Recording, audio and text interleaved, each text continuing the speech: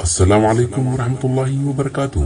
الشمار كفون كم جرتن هردفتو سجنتاتين يا كبجمو في جالتمو كون كوبي ودو في أضيفنو مدرقاتي سجنتاتين يتنرى خيستي والفاليسو أديم سموتماتي في هراف سيرا بيتي جدو جرو كيسمتو لبيرو أما الدنيا ويراجتو تناوجي والقبتي هجير رقا منتيتين ميديا لموتمارت تمساسا كالتيتين هجة ماجر تنهيرا سيرا اتين بلمات بيتي جابسو بردبرون حواس بيتي درقومي انتاني خيسا قلجتي آمانتا ولتي بوسوف تيي فنان هجة ماجر تتونسي hayyoota biyyattiin qabdu kan biyya keessa jiranii fi akkasumas kan biyya alaa jiran yaachisuu bira dabree falmii fi komiin adda addaa kaafamaa kan jirtu yoo ta'u dhimmuma kanarratti nutis waan saajjabnee fi waan arraaftaati jenne qabannee isiniif dhiyaanneeti jirra. akkatti aanu kanatti wal duraa duubaan isin dhageessifna hanga xumura sagantaa teenyaatti nu wajjin turaan afeerraa teenya.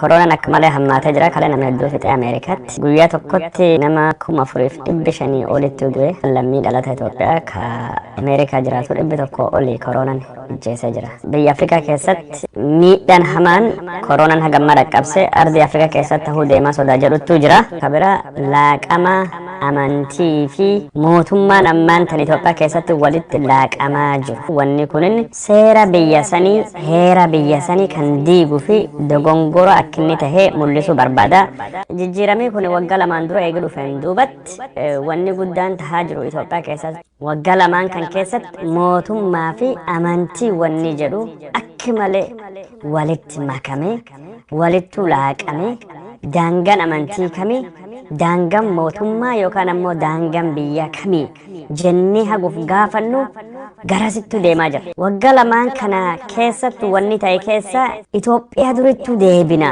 أولانتما إثيوبيا دوري maqaa isii beekamaa duri seenaa isii guddichi duri eenyummaa Itoophiyaa dullattiitu deebinaa waan jedhu mootummaan Abiyyi qabate hafarsaa bahe warri mootummaa gubbaa turan sirni gitabichaa cunqursaan bardurii sun Abiyyi mootummaa Itoophiyaa durittu deebinaa hayyaalinnet Itoophiyaattu deebinaa ganaanannet Itoophiyaattu deebin jennaan gadaa bara Minilikiittu deebinaa gadaa bara Atsee Tewoodiroosittu deebinaa gadaa Bataskaanaattu deebinaa ka Bataskaanaaf amantiin tokko jedhanii yaadaa jiran wanni kun ammoo Itoophiyaa keessatti yeroo ammaa kana miira hin taane uumaa jira seera biyya diigaa jira dorgommii amantii keessa galchuu dandayaa biyyi kan heera cabsa hegere biyyi kanaatiif akka malee sodaa guddaa uumaa jedha yaadan akkuma seenaan Itoophiyaa wal falmisiisa taate Itoophiyaan kanaan dura seenaa kaffita waloo ka warri baanu olaantummaan guddaan ishiin qabdu badhaadhinni guddaan ishiin qabdu hayyaalinnetiin yookaan ganaanannetiin warri jedhu hin turre hin qabaannes hin qabdus karaa amantiin tananis Itoophiyaan olaantummaa amantii tokkottuu ture ganaanannetiin warri jedhu yookaan olaantummaan amantii warri jedhu maali amantii tokkotti olaanaa ture amantii tokkotti cunqursaa ture walqixxummaan amantii hin turre amantiin tokkin akka amantii biyya keessa ilaalame amantiin tokko akka amantii alagaattuu ilaalama akka amantii ormattuu ilaalama akka amantii biyyi biraa irraa dhufettuu ilaalama kana barattoonni Itoophiyaa irratti qabsaawanii jijjiiran haga jijjiiramni kun dhufe masaraa biyyaalessaa kaaraatti kiiloo san keessatti ekeraa Minilikiitiif deebisanii siida dhaabanii Minilik faarfame warri harmamuraa fi harkamuraan irratti raawwatam dagatame warri harmamuraaf harkamuraa godhan faarfamaa jira seenaan warra siidan dhaabateef jira har'as taanan seenaan amantiis dabni maqaa amantiitiin hojjetame ka walloo ka borumeedha ka naannoo adda addaatti hojjetam dagatame Itoophiyaan biyya amantii tokkooti yookaan Itoophiyaan biyya amantii ortodoksiiti jedhame amantiin tokkin hafarfame waa'ee faaruu amantii tokkootiin miidiyaan biyya sanii ummata gurre duuchaa jira rakkoon kun kadhalatte gaaf Abiy Ahmed nama Daani'eel Kibret jedhamu gorsaa godhate Daani'eel Kibret nam olaantummaa amantii tokkooti dhaabbatu nam amantii Islaamaa arrabsaa bahe nam amantii Protestaantii arrabsaa bahe nam amantii waaqeffataa arrabsaa bahe namni kunarra gorsaa guddicha muummee ministeera Itoophiyaa tahee masaraa biyyaalessaa keessatti bakka guddaa muummee ministeera qabu caala qabate biyya sanii hogganaa jira namni kun farra amantii Islaamaati namni kun farra amantii Protestaantiiti farra amantii waaqeffataati nama kanattu gorsaa ta'e nama kanattu waan kanaan deeme masaajidii mooxaa kinni gubatuuf sababni guddaan nama kanatu dubbii inni kakaasettu naannoo Amaaraa keessatti cheerchiin Protestaantii akka gubate nama kanattu gahee taphate ወሃቢዝም ኢትዮጵያ ውስጥ ካለፉት ዘመናት በባሰ ሁኔታ ስራ በመስራት ላይ ነው ማለት ይቻላል። የወሃቢያ እንቅስቃሴ የኢትዮጵያውያንን አብሮ የመኖር ነባር ባህል እያበላሸ መሆኑን የእስልምና ጉዳዮች ምክር ቤትም ይገልጣል። በተለይም ከሳውዲ መንግስት የሚረጨው ገንዘብ ወሃቢያን እያጠናከረው መሆኑን ያስረዳል።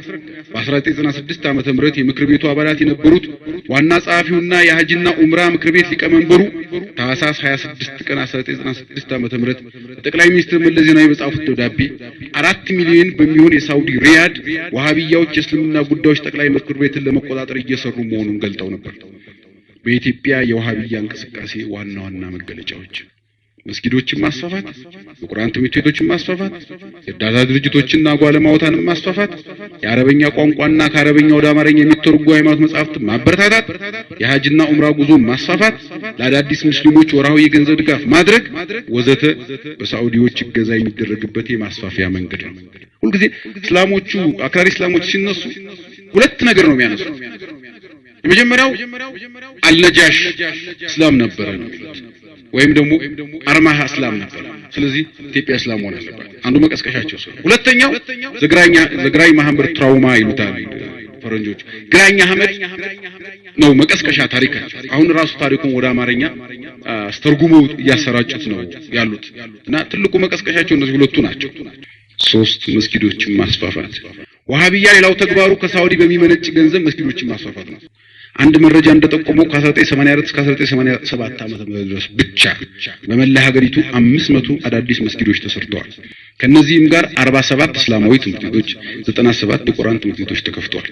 በ1998 ዓመት የተሰሩትን ሳይጨምር በአዲስ አበባ 160 መስጊዶች ይገኛሉ። ያሉት አብያተ ክርስቲያናት ግን 114 ብቻ ናቸው። የሙስሊሙንና የክርስቲያኑን ቁጥር በአዲስ አበባ ከመስጊዱና ቤተክርስቲያኑ ጋር ስናነጻጽረው የሚከተለውን መልክ ይሰጠናል። ኦርቶዶክስ ከአዲስ አበባ 86.7% ይይዛል። የቤተክርስቲያኑ ቁጥር ግን 114 ነው። እስላም ከአዲስ አበባ ህዝብ 12% ብቻ ይይዛል። የመስጊዱ ቁጥር ግን 160 ነው። ከላይ ከተጠቀሱት 160 መስጊዶች መካከል ከ130 በላይ የሚሆኑት ባለፉት 14 ዓመታት የተሰሩ ናቸው። ይህ ሁሉ እየተደረገላቸው ሙስሊሞች ተጨቆነዋል እያሉ በየአረቡ ዓለም መጮህ የወሃቢያዎች ልማድ ነው። ለምሳሌ በሐረር ጀጎል ግንብ ውስጥ 99 መስጊድ ሲኖር ያለው ግን አንድ ቤተክርስቲያን ብቻ ነው። ተጨቆነናል ብሎ የጮኸ ክርስቲያን ግን የለም። ከዚህም በተጨማሪ በ1996 ዓመተ ምህረት በ4 ኪሎና 6 ኪሎ ግቢዎች መስጊድ ለተማሪዎች መሰራት አለበት የሚል ንቅናቄ ተጀምሮ በኋላ ሊቆም ችሏል። ንጉረዳ አድማሱ ለአዲስ ዓለም ማርያም ሰጥተውት ነገር ግን በመንግስት ለውጥ ምክንያት በእንጥልጥል ላይ የነበረ ከመንበረ ፓትርያርክ ቅድስተ ቅዱሳን ማርያም ወደታች ከሁለተኛው ፖሊስ ጣቢያ አጠገብ አንድ ቦታ አለ። በ1998 ዓመተ ምህረት በቦታው ላይ መስጊድ እንገነባለን የሚል ነውጥ ወሃቢዎች አስነሱ። በኋላም ጉዳዩ ሳይባባስ መንግስት አበረደው። ከአዲስ አበባ ወደ ሐዋሳ መንገድ ስትጓዙ ሰው በሌለባቸው አካባቢዎች እንኳን ሳይቀር መስጊዶች በየ5 እና 10 ኪሎ ሜትር ርቀት ተገንብተዋል። ባሌ ውስጥ 10,000 የማይሞሉ ሙስሊሞች ባሉበት በኮኮሳ ቀበሌ ብቻ 60 መስጊዶች፣ ከ200 በላይ የመድረሳ ትምህርት ቤቶች በቅርብ ዓመታት ተሰርተዋል። ወሎ መካነ ሰላም ውስጥ በአንድ ወረዳ በአንድ ባለ ሀብት ብቻ 60 መስጊዶች ተሰርተዋል። አጋራ ከተማ 7 መስጊዶች ተገንብተዋል።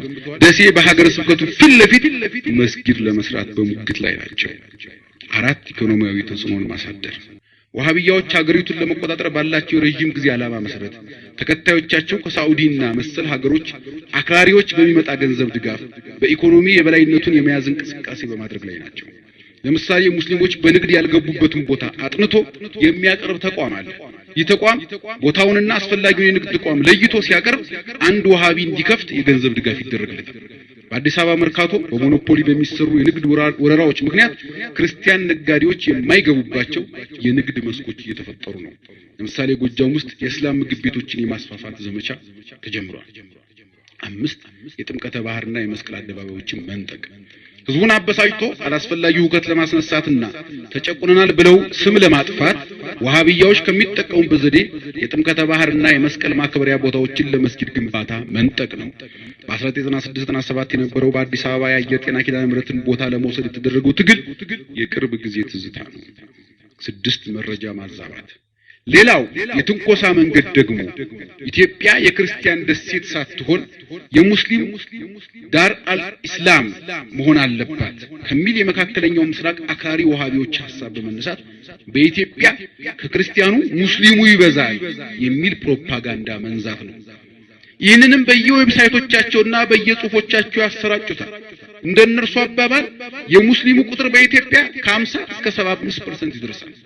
ይህንን የተዛባ ቁጥር ደጋግመው ስለተናገሩት እውነት መስሏቸው በ1999 ዓመተ ምህረት በውጭ ሀገር የሚገኙት ሙስሊሞች ተወካዮች ሚያዝያ 1999 ዓመተ ምህረት ከጠቅላይ ሚኒስትር መለስ ዜናዊ ጋር በተገናኙ ጊዜ ካነሷቸው ጥያቄዎች አንዱ ኢትዮጵያ ለምን የሙስሊሞች ማህበር ኦርጋናይዜሽን ኦፍ ኢስላሚክ ካንትሪስ IOC አባል አትሆንም የሚል ነው።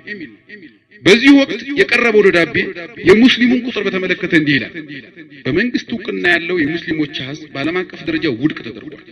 መንግስታዊ ያልሆኑ ዓለም አቀፍ ድርጅቶች የሰበሰቡት መረጃ ድጋፍ በማድረግ ባሰቡት ስሌት መሰረት የሙስሊሙ ህዝብ ቁጥር ከ45 እስከ 50% እንደሚሆን በመገመት በአገሪቱ ውስጥ የበላይነትን ደረጃ ይሰጡታል። ይህም ሁኔታ መንግስት ይፋ ባደረገው አሃዝ ላይ ሙስሊሙ ያለውን ጥርጣሬ አጠናክሮት ይገኛል ይላል።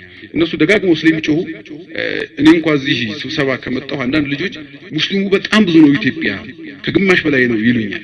ይሄ እንግዲህ ብዙ ጊዜ ውሸት ሲደጋገም እውነት ስለሚመስል namtichi kun har'a gorsa guddaa muummichi ministeera Abiy Ahmed tahee deemaa jira. Namichi kunin siyaasan amantiin ummata gargari qoqqoodee Itoophiyaa bardurii turte Itoophiyaa ortodoksii Itoophiyaa impaayirii deebisaa jedhee carraaqaa jira. Kunin ammoo waan aduun itti dhiite yeroon isa dabarte hin ta'u. Itoophiyaan gadaa ortodoksummaatti hin deebitu, Itoophiyaan gadaa cunqursa amantiitti hin deebitu, Itoophiyaan gadaa mootummaaf amantiin walitti laaqamutti hin deebitu. Ammaaf fakkaatu malee. Daani'el Kibret masara biyya keessa olaantummaa amantii tokkootiif dhaabbata. Olaantummaa amantii ortodoksii deebisaa jedhee waan kan hundaayyuu godha. Daani'el Kibret giifti dureen baanamtu. Zinnash taayyaachoo televiziyoonii biyya gubbaattu gabbaate faaruu faarfatte. Giifti dura jechuun ammaan tana qaama mootummaa taatee jirti. Karaa muummee ministeera amantiif mootummaan akkana walitti hin deemu walitti hin laaqamu. Guyyaa kabaja amantii bulchaan biyya takka bagi nagayaan geettani jedhe dhagaa dabarsuun beekama. Yoo barbaade guyyaa masqalaa, guyyaa ximqataa, guyyaa maali kitaaba qulqulluu keessaa yookaan ammoo quraani keessa waan dhibbi takka walitti guuranii መላው የክርስትና እምነት ተከታዮች እንኳን ለጌታችን ለመድኃኒታችን ለኢየሱስ ክርስቶስ የትንሣኤ በዓል አደረሳችሁ። ትንሣኤን ስናስብ ምን ጊዜም በህሊናችን የሚመጣ አንድ ነገር አለ። ከሕማማት በኋላ ደስታ፣ ከሞት በኋላ ትንሣኤ፣ ከጨለማ በኋላ ብርሃን እንደሚመጣ እናውቃለን። ሕማማት ሞትና ጨለማ ክርስቶስን አላሸነፉትም። ከሕማማቱ በኋላ ስለሚመጣው ደስታ፣ ከሞት በኋላ ስለሚመጣው ትንሣኤ፣ ከጨለማውም በኋላ ስለሚመጣው ብርሃን ክርስቶስ ለደቀ መዛሙርቱ አስቀድሞ ነግሯቸው ነበር። አቢይ አህመድ ነም አመንቲ ዳበተ ለለቡሞ ለለባ ወንገሊሞ ሼኺሞ ቡልቻ ብያት ጀነግ ወሊ ወላን biyyitti sunin nafxanya gabbaarin bulabaat lafa Itoophiyaan qabdu keessa harki tokkon siisoon ka bataskaana ortodoksii turte. Bataskaanii ortodoksii lafa Itoophiyaan qabdu harki sadi keessa harki tokko ka bulchu, ka nama gabbarsiisu, ka ciisenyaa qabu, ka gabbaarii qabu, ka garbicha qabu, ka gurguratu, ka garbicha jechuun kolaasise akka garbichi ijoolleen xixiqqoon bataskaan tajaajiltu jandaraba jedhama. Garbicha kolaafame faaruu qofaa fi bataskaan qofaaf hojjetachuudha. Namni gaafa guddachuu jalqabe gaafa saalfatu yookaan piibertii dhaqqabu sagaleen isaa jijjiirama. Dhiira sagaleen isaa furdachuu jalqaba. Waggaa 15 ol eegidama. Ijoollee xixiqqoo ijoollummaa warraatiin sagalee warraa sagalee dhiiraa hin furdannee fi umrii guutuu akka bataskaana tajaajilan sagalee durbaa sagalee qallasuna qabata ijoollummaan kolaasaa turan bataskaani seenaa kan godhaa ture. Warra saniin jandarabaa jedhaman. Nami Itoophiyaa ka jalqaba amantii deemee fudhatee jiru kitaaba qulqulluu keessa jandarabaa Itoophiyaatiin. Nama Itoophiyaa dhiira Itoophiyaa irraa kolaafame biyya gara Falastiin deemen am jalqaba kiristaanummaa fudhate jaandaraba Itoophiyaati nam Itoophiyaa garbichi tahee ka kolaafame biyyee bira gurgurame achiin booda bataskaanii seena nam kolaasuu qaba seena garbichi gurguruu qaba seena gabbarsiisuu qaba seena siisoo qaba seena nafxanyaa qaba bataskaanii kan godhaa bay bataskaanii Itoophiyaa haga bara 1974 mootummaan dargii dhufas haga barattoonni Itoophiyaa bara 2074 irratti finciluu jalqabduwas seena Itoophiyaa keessatti Eepiriilii 20 bara 1974 Eepiriilii 20 waggaa 45 dura waggaa 45 har'aan dura amantii fi mootummaan gargari haa bahu jedhamee seena Itoophiyaa keessatti hiriiri guddaan takka godhamee hin beekne godhame bara 1974 Eepiriilii 20 hiriiri magaalaa Finfinnee keessatti ummata 100,000 oli hirmaachise seena impaayirii Itoophiyaa keessatti hiriiri gosuni godhamee hin beekamu hiriiri cunqursaa mormuun walqixxummaa mirga amantii gaafachuun hiriiri bara 1974 godhame takka seena Itoophiyaa keessatti hin godhamne hiriira san gubbaatti namni walakkaan oli ka hirmaate barattoota kiristaanaa turan ijoollee kiristaanaa ka cunqursa sirna Haile Sillaasee cunqursa islaam irratti inni dhaqqabsu walqixxummaa amantii dhabuu irra rakkoo dhalattu cunqursa manni bataskaanaa ortodoksii karaa gabbaarii nafxanyaatiin dhaqqabsatti dhaabbate ka gaafatan ture yeroo sanitti gabbahe barataan jechuun kiristaana ka ortodoksii warri muslimaa wariin dhaabbate የሙስሊም ወንድሞቻችን እንዲከበር መብታቸው ተሰልፈናል ከጎናቸው ሂሪሪቱ ዳደኖን ጋፍሱኒ የሙስሊም ወንድሞቻችን እንዲከበር መብታቸው ተሰልፈናል ከጎናቸው ኢልሚ ክርስቲያና እስላም ወሊን ዳበተ ሂሪር ባይ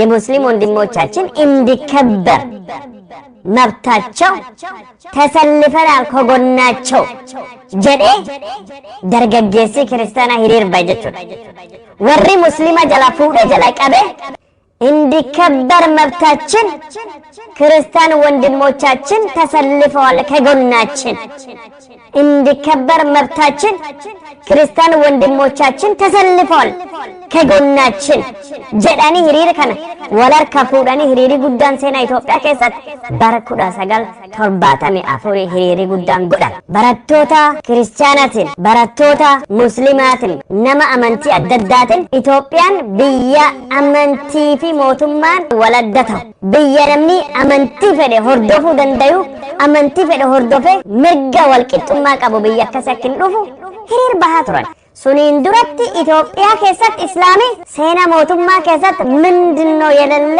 ምሰሶ ሰማይ ምንድነው የሌለው ሀገር እስላም ጀዳሜ ባሃቱር ማሊቱ ሂንቀምኔ ኡቱባ ሰሚ ማሊቱ ሂንቀምኔ ብያ ጀዳኒ ሂቦ ጆለን ተባት እስላም ከኡቱባ ማለ ዳባት ሰሚ ከብያ ማለ ብይነማ ከስ ጅራት እስላም akkasittuun qoosaa turan islaaman amantii islaamatiin maali ka utuba malee dhaabbatu samii maali ka biyya malee jiraatu islaam hibboyyaa jira ka biyya malee jiraatu islaam ummati walloo biyya walloo san keessa buqqee daayaaspooraan walloo guddaan agas ga'u atse yohannis biyya keessan turkiittu gala galaana gama ceha jedhe gaafa boruu medaa ummata wallooti bar 1878 filannoo lama kennam yookaan kiristaan tawa biyyi kan keessan godhadda yookaan islaam taanaa jedha biyyi keessan turkii biyya gaallattu gala biyyi gaalla galaan gam bara 1862 atse tewoodiroos mootiin abashaan faarsu mootii ingiliizaa kiyuun viktooriyaaf xalayaa barreesse ture ani Itoophiyaa irraa abaarsinatti ergamee jira biyyi kiyya bilisoomsuuf gaalla fi muslim irraa bilisa baasuuf gaalla biyyi isaa sii miti islaam biyyi isaa sii miti jedhe gaalla fixe meeshaa waraana jabanaa ergi gaalla fixe reeffisaanii galana darbachuu barbaada muslim qaqqalee reeffisaanii galana darbadhaa jedhe barreesse bara 1862 xalayaa inni mootitii ingiliizatti barreesse kiyuun viktooriyaa barreesse xalayaan sunin laayibireerii Itoophiyaa keessa jira gamma Finfinnee muuziyeemii ingiliizaa keessa jira seena Itoophiyaa keessa baratama Itoophiyaan seena cunqursa amantii goskana qabdi Itoophiyaan seena amantii gaarii hin qabdi seena amantii fokkataa badaa qabdi Itoophiyaa kaleettu deebinaa jedha biyyoo dubbatu cunqursa kana haasa'uu isaati jechuun odoo beekee yookaan wallaalallee hin jedhu የሀገራችን ሰው እኮ ከማያውቁት መልአክ የሚያውቁት ሰይጣን ይሻላል ምን ማለት ነው ያ መልአክ ምን እንደሚያስብ ምን እንደሚፈልግ ምን እንደሚሰራ አናውቀውም ይሄ ግን ክፉ እንኳን ቢሆን የክፉን ማስወገጃ እናውቀዋለን ከክፉ እንዴት እንደምንጠበቅ እናውቀዋለን። እሱ እንዴት እንደምናስረው እናውቀዋለን። ከሱ ጋር እንዴት እንደምንኖር እናውቀዋለን። ክፋቱን ማጥፋት ባንችልም ከክፉ ጋር ግን ወይ እኛ ክፉ ሳንሆን ወይ ክፋቱን ያን ሳያጠቃን እንዴት መኖር እንደምንችል ስለዛ ግን ገና አዲስ ነው። አላወቅነው ምን እንደሚያመጣ ምን እንደሚሆን አናውቀውም። በእጅ ያለንን አገር በእጅ ያለንን አኗኗር በእጅ ያለንን ጠባይ አፍርሰን ከመፍረስ በኋላ ምን እንደሚሆን ማንም አያውቅም። ከዛ በኋላ ምን እንደሚሆን ከዛ ማን አሸናፊ ሆኖ እንደሚወጣ ማን ከዛ በኋላ ማን እንደሚኖር ማንም የሚያውቅ የለም። ስለማናውቀው ህልም ነው የምናወራው። አናውቀውም በዛ ወቅት ማን እንደሚከሰት። ምናልባት በቁጥር ብዙ የሆኑ ብሔረሰቦች እኛ ብለው ሊያስቡ ይችላሉ። አይደለም። በዓለም ላይ በጣም ብዙ ቁጥር ያላቸው ብሔረሰቦች ተሰደው ያውቃሉ። አገር ተሰደው ያውቃሉ። ፈርሰው ያውቃሉ። ደክመው ያውቃሉ። ጠፍተው ያውቃሉ። ኃያል ስለሆነ ብዙ ስላለው ይተርፋል ማለት፣ ትንሽ ስለሆነ ይጠፋል ማለት አይደለም። ከዛ በኋላ የሚሆነውን ማንም ነው ማያውቀው። ስለዚህ ነው የምናውቀውን ጠብቀን መኖር የሚያዋጣን የሚሆነው። ያኔ ነው ፍትህ የሚሆነው። waan bira lala Itoophiyaan Islaam qofa miti Ortodoksii biraatifiyyuu gaarii hin turre bara 1270 mootii Zaagwee Kasanyii Agoo kadhuma Ortodoksii ta'uu hin dandeettu Itoophiyaa bulchuu hin dandeettu jedhame bakkinni baqata Bataskaan keessatti ijjeese yukkunnu amlaaqan gorraa fudhate bakkinni duuka goosise Bataskaan Ortodoksii keessa akka malee garraa faarfamuudha abbaa Tekla Hayimaanoot Tekliyye jedhame guyyaa qaba guyyaa isaa kabajamu kalandarii Bataskaan Ortodoksii 1424 Tekliyyeen Tekla Hayimaanoot Tekla Hayimaanoot jechuun nama olaantummaa sabi Amaaraa ummata Agoo gubbaattu dhalate kagodhe nama jalqaba Ortodoksiin jiddu galeessa naannoo Shawaatti hundaa'u godhe nama mootii Agoo ijjeesise fonqolchi mootummaa goosise Agooni ummata diqaala ummata qulqulluu miti ummata balchaa miti biyyi Itoophiyaa bulchuu hin dandeettan jedhe waaqii warri akka angorraa kaa'e dhaamsinattu dhahame yuuzarperiidha warri zaraafiidha naxaaqidha warri kun kahuu qaba diqaala irra dhalatanii akka sanyii mootii Salomoon nabi Suleymaan yookaan Salomoon irraa hin dhalanne akka warra Amaaraa warri diqaala irra dhalatee jedhe Bataskaan keessa baasis amantiin Ortodoksii yoo laallu dabii maqaa amantii Ortodoksiitiin maqaa amantii Ortodoksiitiin bulchiinsi amantii Ortodoksii godhe warra Ortodoksii ka Agoo warra Ortodoksii ka Zaagoo gubbaa waan kanatu dalagame warra Bataskaana Laallibalaa dhakaa gubbaa akkasitti boca hojjete Itoophiyaa Atse Yohannis kabaru meedaa gubbaatti warra kiristaanallee warra amantii isaa hordofuu dide arraba irra muran ka Islaam qaqqalan biyyi keessan asii miti armaa baada jedhan Itoophiyaa isaatti hin deebiin kun beekamuu qaba. Guyyaan Diyaaqoon Daani'el Kibret amma kan maal jedhe maqaa jijjiirate jira taayitilii haaraa Daani'el Kibret guyyaan isallee guyyaa hagoottuu hafa ka'uun oolu mu'aaze xibabaat kan inni baafate malakta hin beeknu sheexana beeku. Itoophiyaa dullatti durii Itoophiyaa boruu meedaatti Islaamii hin deebi'u Oromoon hin deebi'u Protestaantiin hin deebi'u. Biyya addunyaa kana koronaa saayinsiin ittisuutu jiran biyya addunyaa karaa koronaa hagarralee taanan kittibaatiin isa jira koronaa akkamiin ittisuu dandeenya harki dhiqadhaa walirraa fagaadhaa saayinsii taasifamaa jira Itoophiyaa harrallee taanan koronaa fi waa hundaafiyyuu amantii Ortodoksiiti ixaan televizyiinii gubbaatti waan amantii akkas dabarsaa oolan kan Itoophiyaan biyya amantii kamiitiyyuu miti amantii Ortodoksii amantii Islaamaa amantii Protestaantii amantii waaqeffataa namni Itoophiyaa amantii kan hunda ni hordofa garuu mootummaan Itoophiyaa jedhamu amantii irraa bilisa walaba keeyyata 11 keeyyati heeraa Itoophiyaa amantiif mootummaan waladda abbaan fedha amantii fedha hordofu abbaan fedha amantii fedha hordofu dhiisu mirguufi qaba amantiin murtii mootummaa keessa hin seentu mootummaan murtii amantii keessa hin seenudha ka jedhamu har'a televizyiinii Itoophiyaa gubbaattu bahanii guyyaa guutuu koronaa ittisnaa jedhanii mootummaan waan amantii barsiisaa oolu sila waan amantii barsiisuun ammeen wanta akka hin qabu yeroo rakkoo akkana kanatti amantiin jabeen namaa kennite amantiin jechuun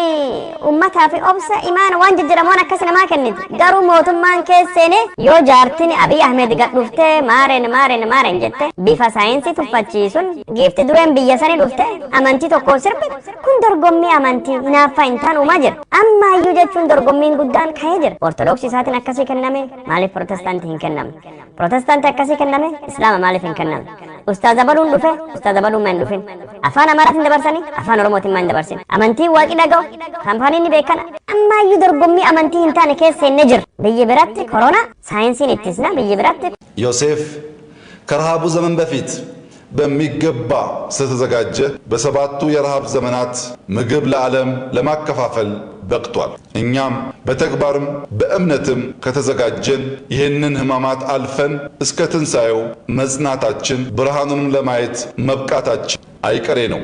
ያለንበት ወቅት ለእኛ የተለየ ወቅት ነው። ኮሮና ቫይረስ ያለ ጦር መሳሪያ ዓለማችንን ወሯል። ኃያላንን ለማንቀጥቀጥ ጊዜ አልፈጀበትም። በአጭር ወራት ውስጥ ሚሊዮኖችን ከመማረክ መቶ ሺዎችን ከመቅጠፍ የሚያግደው ነገር አልተገኘም። በሀገራችንም ብዙ ወገኖቻችን በቫይረሱ ተይዘዋል። አንዳንዶችም ሕይወታቸው አልፏል። ወረርሽኙ እስካሁን በኢኮኖሚያዊ፣ በፖለቲካዊ፣ በማህበራዊና በሃይማኖታዊ ሕይወታችን ላይ ካሳረፈብን ጫና ባልተናነሰ ወደፊት ምን አይነት ፈተናና ችግር ይከተለን ይሆን በሚል ስጋት የምናስተናግደው የስነ ልቦና ተጽዕኖ ቀላል አይደለም። አሁን ከገጠመን የበለጠ ፈተና እንዳይገጥመን እንደ መንግስትና እንደ ሕዝብ እስከምን ድረስ ራሳችንን ማዘጋጀት እንዳለብን ሁላችንም እንደ አንድ ልብ መክረን እጅ ለእጅ ተያይዘን ለተግባራዊነቱ መጽናት ይኖርብናል። ከትንሣኤ የተማርናቸውን ትምህርቶች አሁን በኮቪድ-19 ምክንያት የገጠመንን ፈተና ለመወጣት ልንጠቀምባቸው ብንችል ውጤታማ እንሆናለን። የሕማማቱን ወቅት በሚገባ ተዘጋጅተው ካለፉት የትንሣኤውን ቀን እንደሚያዩ ኢየሱስ ክርስቶስ ለደቀ መዛሙርቱ ነግሯቸው ነበር። አንዳንዶቹ እንደ ቅዱስ ዮሐንስ ለፈተናው በሚገባ ተዘጋጅተው ስለነበር ጽናታቸው ፈተናውን በድል እንዲወጡ አስችሏቸዋል። እኛም ዛሬ የሚጠበቅብን ይኸው ነው። ኮሮና ቫይረስ ለሚያስከትለው ሀገራዊ ፈተናና ችግር በሚገባ ከተዘጋጀን ያለ ከባድ ጫና ልንወጣው እንችላለን። ፈተናውን የምናልፈው በዝግጅታችን መጠን ለተግባራዊነቱ በምናሳየው ጽናት ልክ ነው። ዮሴፍ ከረሃቡ ዘመን በፊት በሚገባ ስለተዘጋጀ በሰባቱ የረሃብ ዘመናት ምግብ ለዓለም ለማከፋፈል በቅቷል።